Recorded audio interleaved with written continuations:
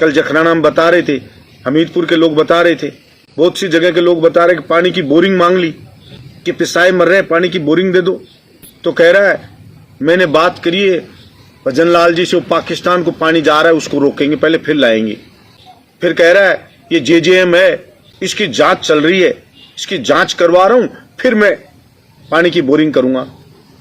अरे किसको मूर्ख बनाता है, लज्जा भी नहीं आती इतना झूठ बोलते हुए जसवंत तेरे को। जेजेएम की जांच मोदी जी करवा रहे हैं, स्टेट गवर्नमेंट करवा रही है और 1 साल से करवा रही है, और राजस्थान ही नहीं पूरे हिंदुस्तान में करवा रही है, और जो दोषी थे वो जेल में पड़े। तो कौन सी जांच करा रहा है? जो कॉन्ट्रैक्टर दोषी थे, जिन्हें जयपुर से ठेका मिला, वो जेल गए और नयों को ठेका हो गया, नया काम चालू हो गया। और तू दुनिया को उल्लू बना रहा है कि जेजेएम जेजेएम तेरे बाप की है जेजेएम, अपने आप पूरे हिंदुस्तान में चल रही है। एक लिख के देना होता कि एक बोरिंग दे दी जाए, मैं देता हूं एक बोरिंग विधायक कोटे से 10 लाख रुपए स्वीकृत करिए, दे रहा हूं बोरिंग।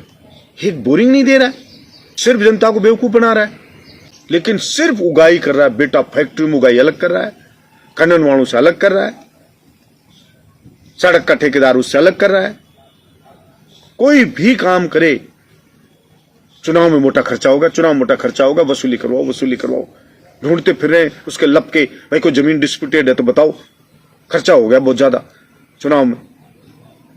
तेरे को वसूली के लिए जिताया था जनता ने कि तू वसूली करेगा, और फिर ये चोर उचक्के तेरे साथ ही कहीं बिल में छुपे हुए थे, शायद तेरे आते ही सारे निकल आए। जो कभी सुना नहीं ऐसा कि कड़बी की कुट्टी काट काट के भर के पिकअप ले जा रहे, इतना भी डर नहीं है उसको कि आवाज भी होगी, कटेगी भी, कोई आ जाएगा पकड़ लेगा, लेकिन बेलगाम हो रहे।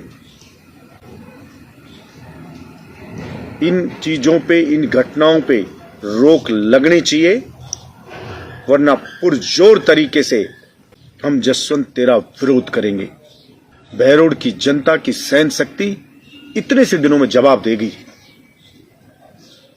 गांव गांव के लोग तुझे गाली दे रहे हैं कि हमसे गलती होगी, जिसने तुझे वोट दिया वो गाली दे रहा है, हमसे गलती होगी। मैंने ऐसा कभी नहीं सुना कि गांव गांव के लोग दुआ कर रहे हैं कि जल्दी से बहरोड में दोबारा कब चुनाव हो जाए। ये ऐसा पहली बार सुन रहा हूं कि इतना बेसब्री से इतनी जल्दी इंतजार करने लग जाए लोग। आशा रखता हूं भगवान आपको सद्बुद्धि देगा और आप इस जनता को इस ये जो अत्याचार हो रहा है इससे मुक्ति दिलाएंगे, और ये आपकी लूट मार है इसको यहां पे बंद करेंगे। जसवंत यादव इस जनता को लूटने वालों में टॉप पे पहुंच गया था, लेकिन सहन शक्ति की एक लिमिट होती है, और बहरोड की जनता अनाथ नहीं है। हम लड़ेंगे बहरोड की जनता के लिए, बहरोड के लोगों के लिए। बहन बेटी निकलती है तो चैन तोड़ लेते हैं, कभी क्या हो रहा है, कभी क्या हो रहा है, पर्स छीन लिया, चैन ली, बैंक से पैसे लेके जा रहा है, रास्ते में मारकूट के पैसे छीन लेंगे। ऐसा हाहाकार हमने न कभी सुना कहीं, न कहीं देखा।